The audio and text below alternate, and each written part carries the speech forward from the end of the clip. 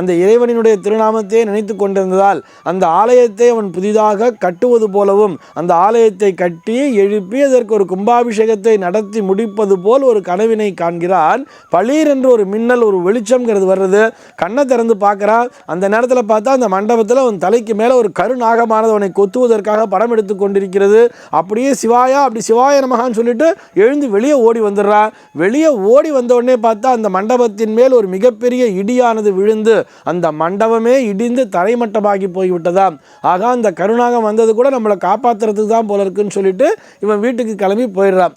வீட்டுக்கு போயிட்டு மறுபடியும் ஜோசியர் சொன்னாரேன்னு சொல்லிட்டு மறுநாள் காலையில் கிளம்பி அந்த ஜோதிடரை பார்க்க வந்துட்டானா. இவனை பார்த்த உடனே ஜோதிடருக்கு மிகப்பெரிய ஆச்சரியம். நம்முடைய கணக்கு தப்பவே தப்பாதே, இவன் இறந்து போயிருக்க வேண்டுமே, இவன் எப்படி பிழைத்தான் என்று தெரியவில்லையேன்னு சொல்லிட்டு, நீ நேற்று நைட்டு வீட்டுக்கு போனே, என்னப்பா நடந்ததுன்னு கேட்கும் பொழுது அவன் மொத்த கதையும் சொன்னானாம்.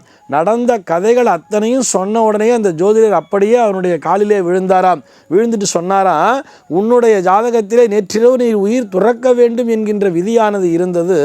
அதிலிருந்து தப்பிக்க வேண்டும் என்று சொன்னால் அதற்கு பரிகாரம் என்ன தெரியுமா சொல்லி இருந்தது? ஜோதிட விதிகளின்படி நீ ஒரு மிகப்பெரிய சிவாலயத்தை கட்டி எழுப்பி அதனை கும்பாபிஷேகம் செய்திருந்தால் மட்டுமே, அதற்கு கும்பாபிஷேகம் செய்தால் மட்டுமே உன்னால் தப்பிக்க முடியும்னு அதில் விதி இருந்தது.